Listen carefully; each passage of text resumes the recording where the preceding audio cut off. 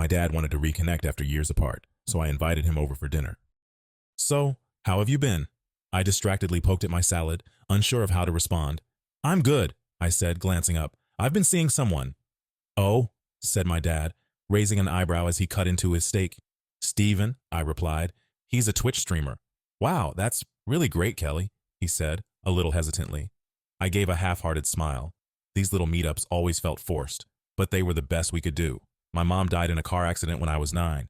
Dad never learned to cope, so he turned to the bottle, and he was a nasty drunk. With Mom gone, I became the sole target of his rage. I was hurting. We were poor. I needed him. But instead, I was stuck washing puke out of his hair and dragging him inside at night so he didn't freeze. So I left. Moved out the day I turned 18. Went no contact. Then 6 months ago, he turns up at my door, fresh off of a 12-step program, claiming he'd changed. I was hesitant at first, but agreed to meet at a restaurant each week to talk. He wanted to rebuild our relationship, but some things aren't easily mended. As we left the diner, we arranged to meet at my house the following Saturday. I had something I wanted to say. I figured having Steven there for support couldn't hurt. When Saturday finally came, Dad and Steven made their introductions, and we all sat down for dinner.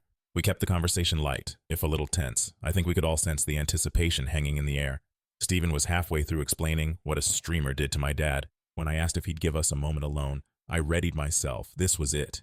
Dad, I said across the table, I've got something I've been wanting to say. His jaw clenched. He looked like he'd been expecting this. What is it? He never noticed Steven creeping up behind him, hammer in hand, just like we'd rehearsed. I forgive you. As he laid slumped over my dining room table, head leaking blood onto the mahogany, I reached into his jacket and pulled out his AA chip. To thine own self be true. I smiled as I put it back in his pocket. Where he was going to need it.